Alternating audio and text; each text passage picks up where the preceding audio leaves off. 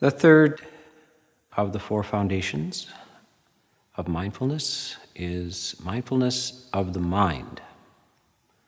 And this is intriguing, just that the mind can look at itself. You wonder how it can do this. Somehow it's fast enough to play tennis with itself. It somehow can observe itself and act at the same time. I think that these things, this self-observation actually, perhaps it doesn't go on simultaneously. Maybe you don't really have two minds, but you have the impression that you do because of the rapidity of going from the point of view of the observer to the observed.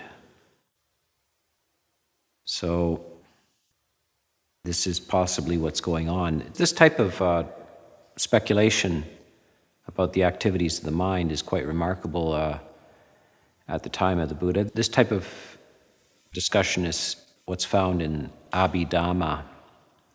For those who are of a scholarly, analytical nature, it can be quite a bit of intriguing to read a little bit about Abhidhamma and the nature of all aspects of the mind. However, the Buddha is very pragmatic about this, so he doesn't really concern himself so much about the precise mechanisms. He just makes a general description which everybody understands, and that is that you can observe your own mind. Some, I think, in primitive states as children and more or less unreflective people, the ability to be a self-observer and aware of your own mind is limited. It's a potential, but if the person is not directed to be an observer of their own, asked questions about their own mind, then they may not be aware of it. So they're more or less in it. It's like somebody who's somehow in a play but doesn't know it. Well, this happens all the time. A dog is taken on stage. The dog is, by the way, never compete with a dog on stage. Even the best Shakespearean actors really can't catch your attention if a dog's on stage. They steal the scene. And so do children. But the dog doesn't know it's on stage. It is a perfect actor. It has absolute acts naturally. The actor has to not only get into the role, but they have to also know that they are acting as well. So we do this, of course. We do this in social situations. We even do it with ourselves. We can feel rather self-conscious even when we're alone. I had a period in my life where I lived as a hermit for a long time, as a lay hermit, alone, and I didn't see other people for weeks and months sometimes. And still, it takes a while before the sense of being a participant in some sort of social thing, it goes away. So this mindfulness of mind is a very interesting category, and I kind of hinted at some of the problems with this in interpretation in the last talk. And here is the essence of the description, and it's very brief. There basically goes through three kinds of states of mind: greed, hatred, and delusion, and asks you to note. So the Buddha is giving you exercises to become aware of what is going on. Now it's referred to as mind. Sometimes it's referred to as consciousness. Some of the translations of this word, which we're translating as mind, are sometimes it's translated as consciousness, but we would say that it's more or less your mood or your attitude. There's an emotional dimension to this, and that's really critical for the Buddha. It's not merely intellectual activities, not mere activities of thought. It's actually greed. Are you greedy or not? hateful or not, deluded or not. And this is greed and anger and delusion are accompanied by it's an emotional condition. And of course, they're also accompanied by feeling. And I'll talk a little bit more about this interweaving of feeling with these mental states. Then there are some more positive types of mental states mentioned, whether your mind is contracted or expansive. And this is, now, notice it's just a division into two. It is or it isn't.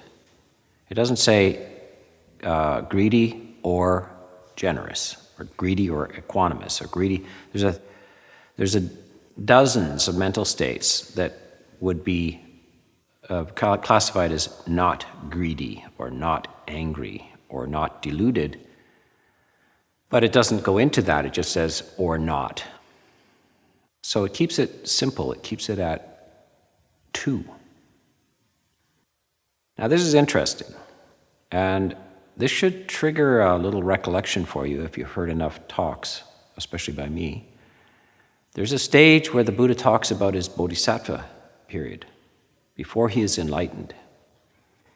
Before he's enlightened, he's a person trying to solve a problem. And this is interesting, even to this day. This is one of the ways that you attempt to solve problems. If you have complex problems of plumbing or electrical problems or computer problems and so forth, one way to do this is you divide it in half. So you try to isolate one where the problem is. If you can just decide that it's in this half of the machine. This half of the machine is all right, this half is not all right. So then you only have 50% of complexity to work with.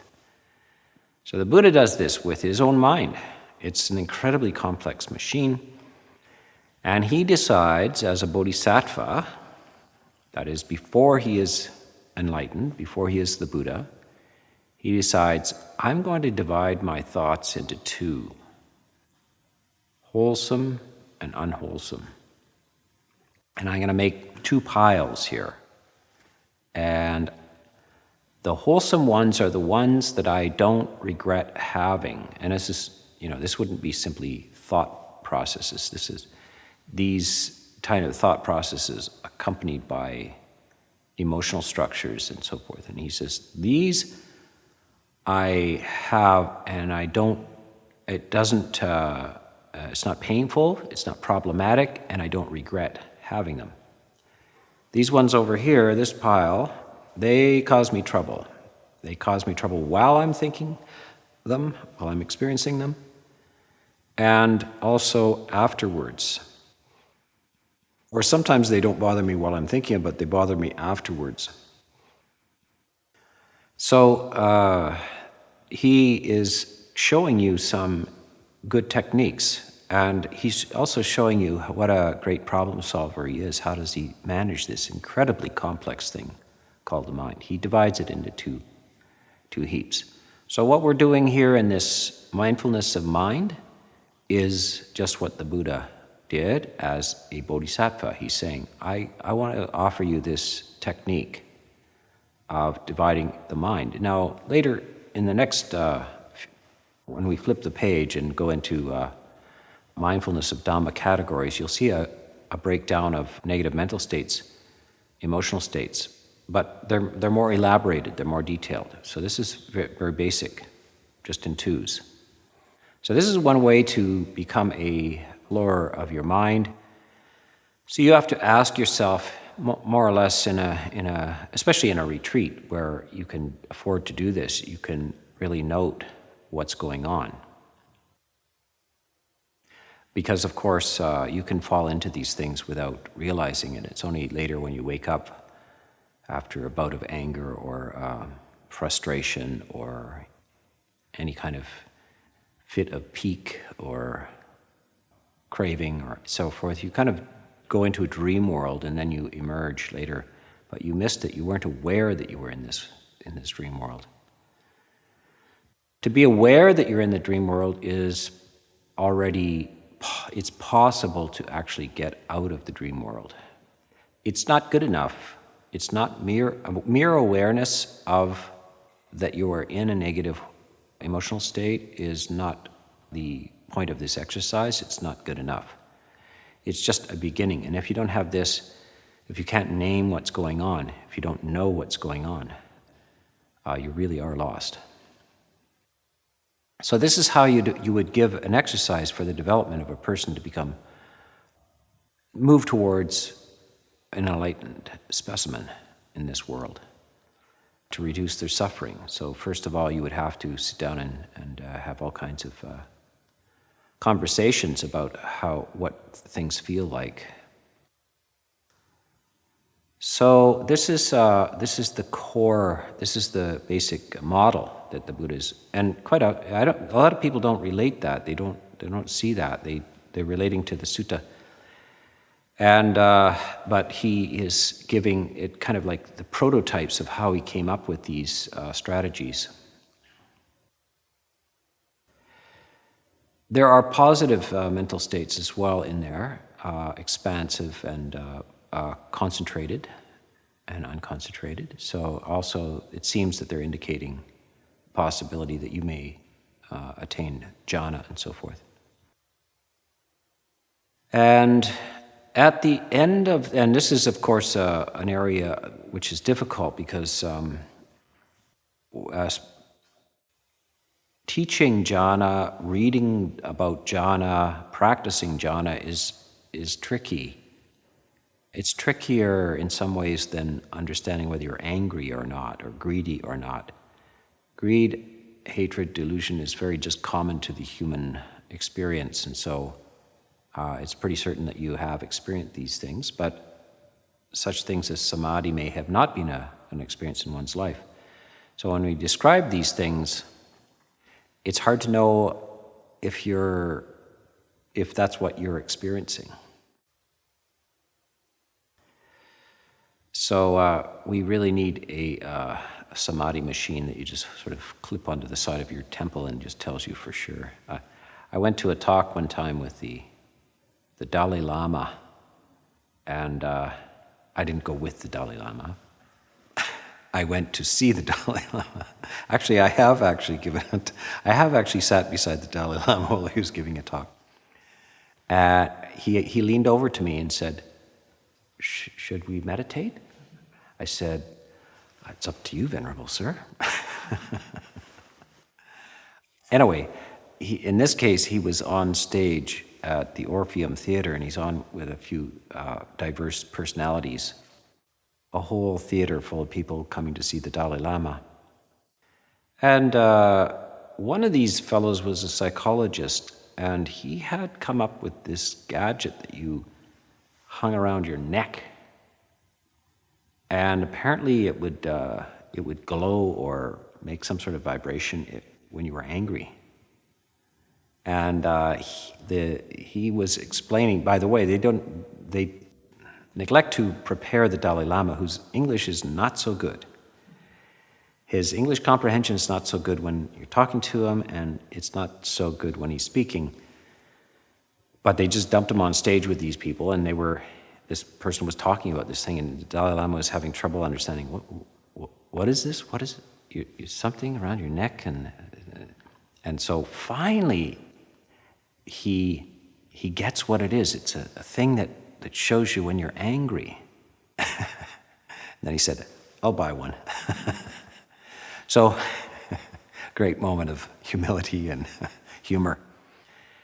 That's a good thing, is that, it's very easy not to get carried away and not realize that you're angry.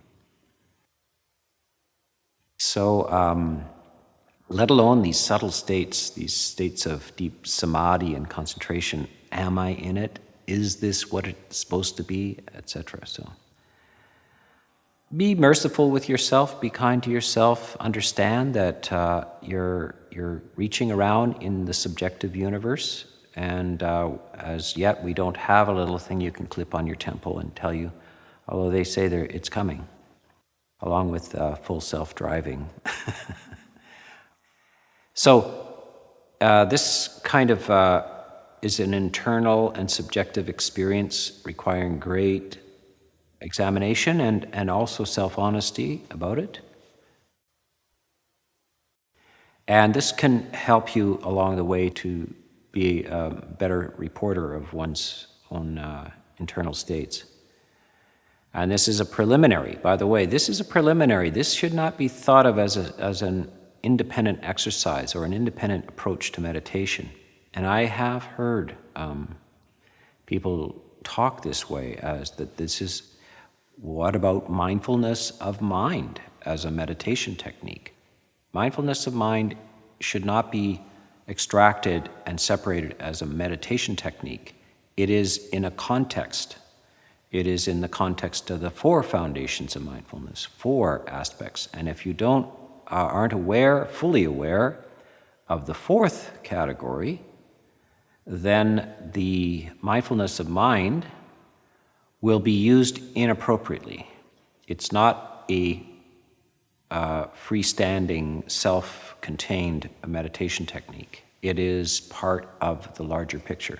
And anytime you come across any of these meditation techniques, if you're in the Theravada school, if you're a Buddhist, and so forth, then always understand that it fits within the context of the Eightfold Path. It's never to be removed and isolated from that.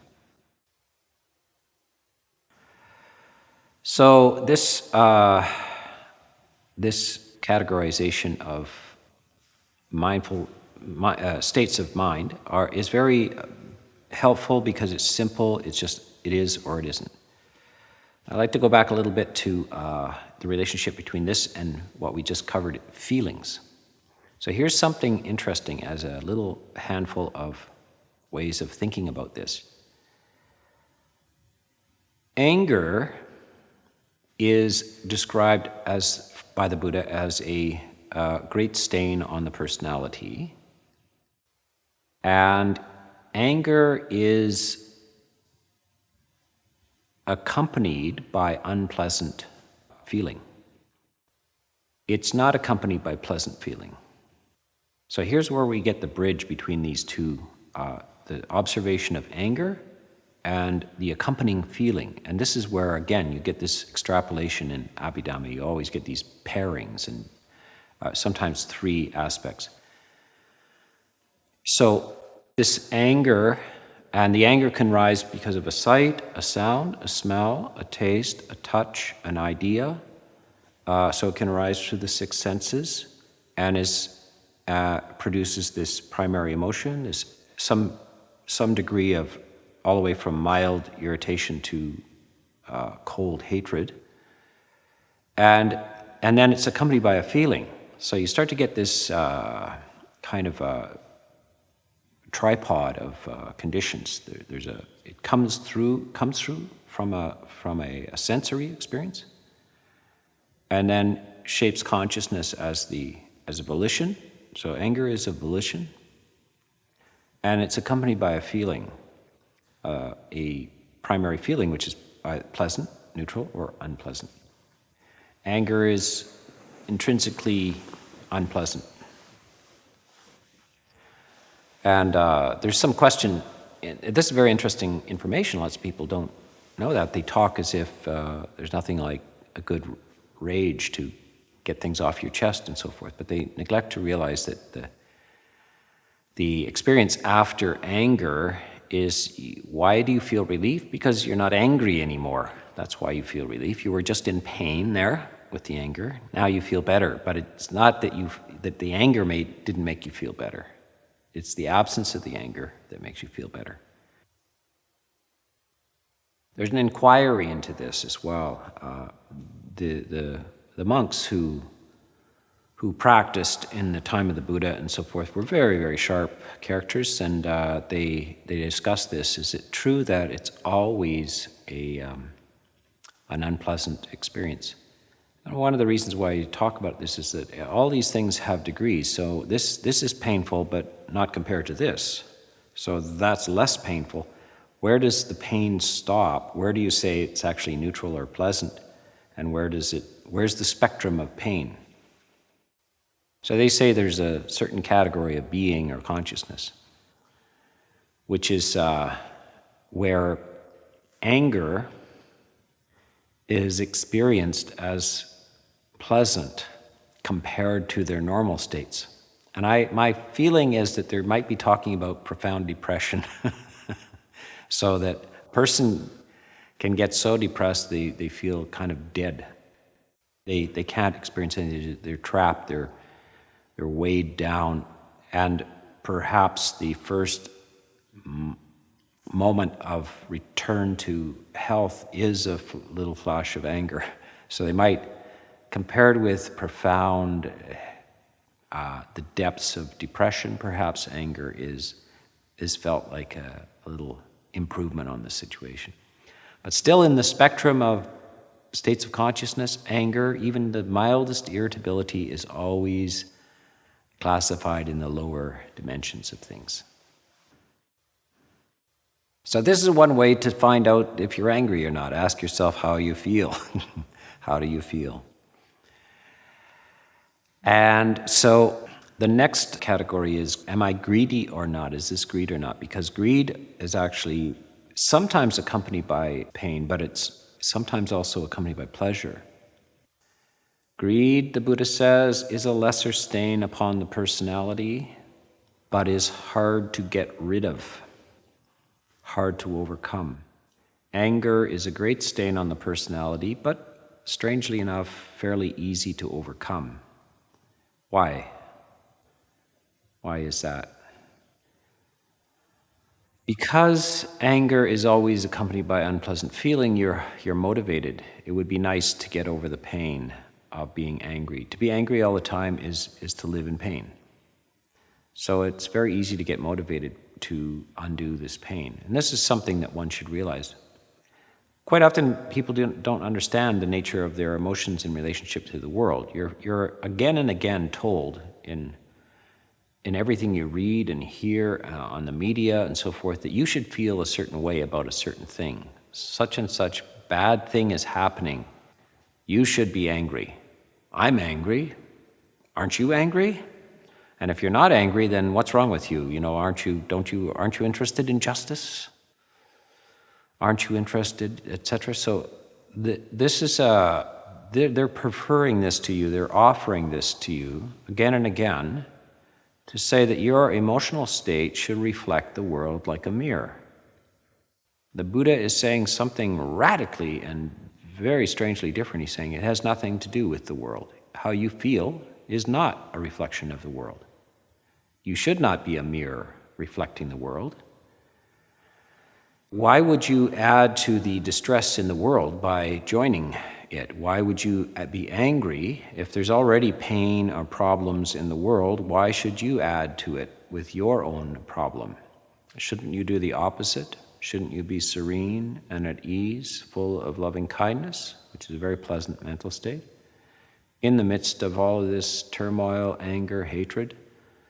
So this is a very, very, very different. This is a very different thought. So this is one of the things when you do this division into two of these mental states, you should realize that you're separating these things out. You're recognizing anger, and you're not feeling that's intrinsically appropriate to feel anger in certain situations, and intrinsically appropriate to desire things. And of course, advertising will tell you, don't you want this? Of course you want this. Everybody wants this. And you're like everybody else, aren't you? You want to be like everybody else. You want it too. What's wrong with you? If you don't want it, then why not? So this is a manipulation and misinformation about emotional structures, which is you need to remove yourself from these kind of bad teachings.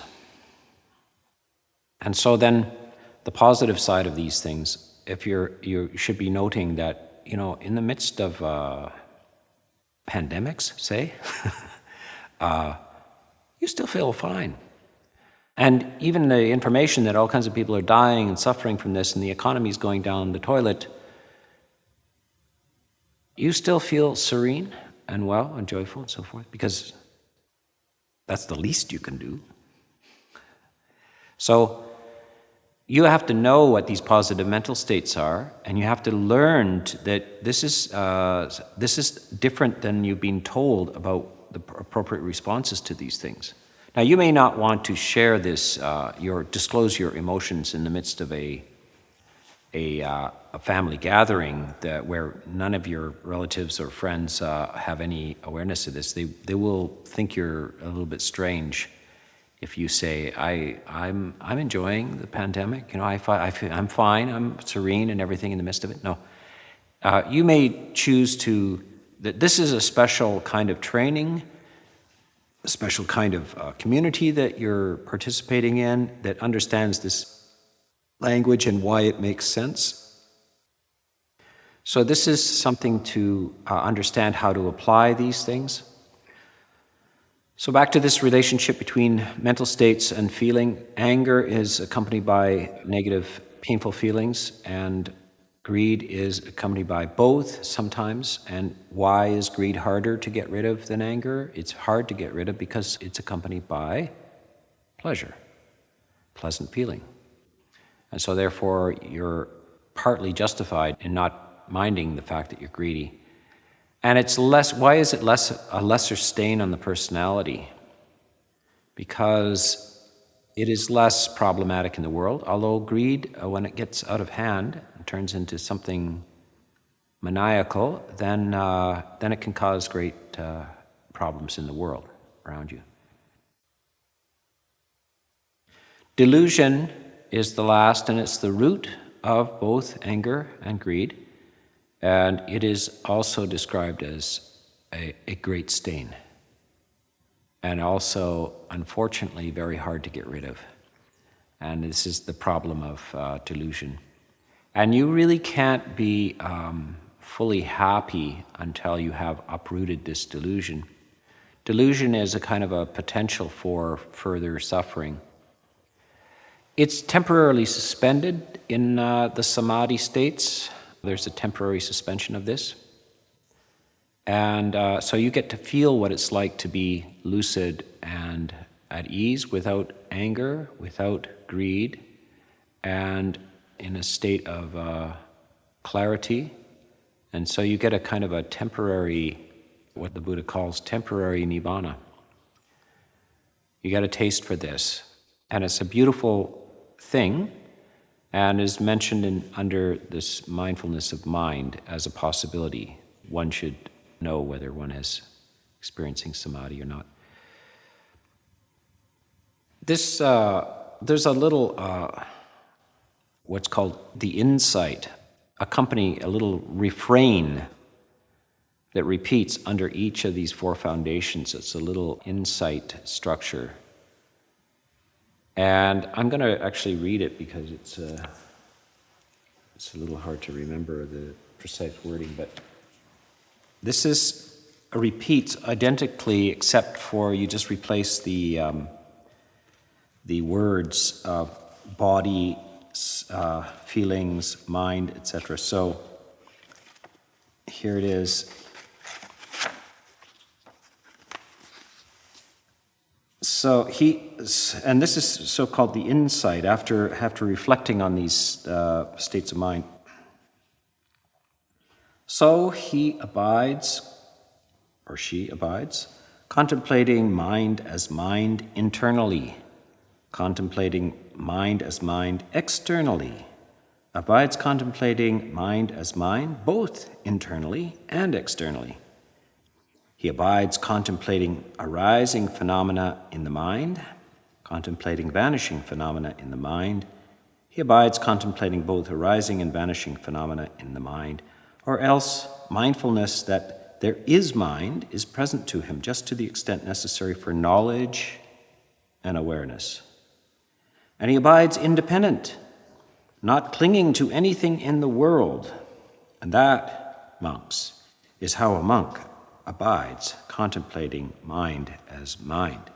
Now, let's go with this phrase again. And he abides independent, not clinging to anything in the world. Houston, we have a problem.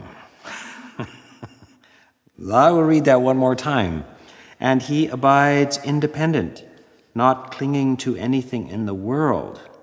Well, why is he then contemplating anger, greed, and delusion if he abides independent, not clinging to anything in the world. You can do that with the body. You can abide independent, not clinging to anything in the world, going through all of the parts of the body, all of the charnel ground meditations, everything. You can also do that with physical feelings. You can contemplate pain, neutral and pleasant. Abide, not clinging to anything in the world. But you can't do that when you're greedy or angry or deluded. You can't be independent, not clinging to anything in the world. So one has to scratch one's nicely shaved head, think, what? How does that work? It doesn't. So don't be too slavish to the fact that this is a plug-in, what I call plug-ins. A refrain, a chorus in a song that makes sense with most of the other parts of the song, but not this one so much. You're not both experiencing these greed, hatred, and delusion, and fully independent, not abiding, not clinging to anything in the world. It just doesn't work, and that is unfortunately a point of confusion for some people who are using this mindfulness of mind as a kind of that you're somehow detached, not clinging to anything in the world while you're angry, while you're greedy, and so forth. And this is one very convenient way of feeling like you're enlightened, but still angry. You're not. It's very, very clear. In order to understand these things, you have to go back to the general instructions, and if anything is out of whack with that. And by the way, why do they do that? Why does that happen? Because it's a memory structure. It's a memory structure, and it is a rote repetition, and all you have to do is change one word: body, feelings, mind, mental objects, and then the rest of it just stays that way. So the monk can remember that, and you can recite it as a group. If you alter a few phrases in there, and you try to recite this as a group, 50 monks sit down together, it can easily get out of hand. So you find this kind of thing in the suttas, and when you're a reading culture. Remember, at the time of the Buddha, nobody read anything. By the way, that's an interesting thing. We call a telepathy a mind reader. But how can you be a mind reader when nobody can read? So what do they? They don't use the same words as we to describe these phenomena. So we're importing things to it. So this is something to be very aware of. They are urging you to be, really what that's saying is that you're moving towards, you're aspiring to non-clinging, independent. And this is an exercise in becoming a person who is abiding independent of the world, not dragged into the melodramas of the world. You're going to stand outside this, and you're doing this exercise in order to get that. You've decided that you're not going to be a participant in this melodrama, playing out the weeping and wailing and the exalting in all kinds of successes and failures, pleasures and pains, etc. You've decided you're moving out of that game. You're now a detached observer. And by the way, what does it feel like to be a detached observer? So here we go with the English again. Sounds like you're a machine, but actually not. A detached observer is experiencing the delicious qualities of joy, ease, lightness, freedom of being, deep serenity. All of these positive, beautiful emotions are what the reward of the detached observer. So this is what we always have to reinforce that this is not going towards like some sort of, that you're shutting down, you're becoming calloused and indifferent to everything. No. When the mind is released from this distressful tangle with the world, what does it experience? It experiences the awakening of the 7 factors of enlightenment. The mind is now unharassed, and as the Buddha says, it's pabhasara, it's luminous, it shines. It's like the moon comes out from behind the clouds. It's like the sun comes out from behind the clouds.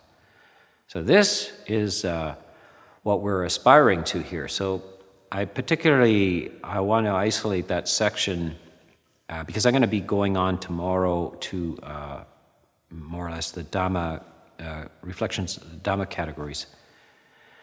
So I don't spend much time with this. This is a very brief section, but it's very often presented in a confusing way. And so I want to just reinforce that there is, despite the fact of this kind of phrases at the end, you can't both be aloof, independent, etc., and be observing your own anger. You can't do that. You can be a person on the way, on the journey to being self-aware, and you must, by becoming more aware of your moods and understanding them as that, but you're not past it. You haven't accomplished the actual instructions. There's more to the instructions to go. You're not there yet. So I will leave that with you. No, one more thing. I have written a book called Bloom. Bloom, Buddhist Reflections on Serenity and Love by a guy named Ajahn Sona. And this is just now, it's published and it is available. It's published by Sumero Press, and it's available. And you can look on our website, both the corpse meditation the small pamphlet on corpse meditation that I talked about under body.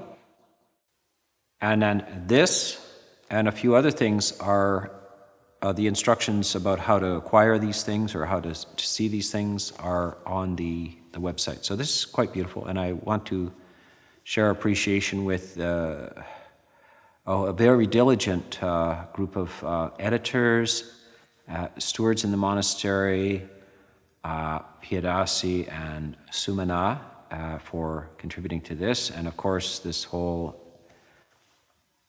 little movie studio that we have here, Dantika and Metta, and very many others who are actually feeding us while we do this. So there's a lot of people involved in all of this stuff. So I leave this for you today.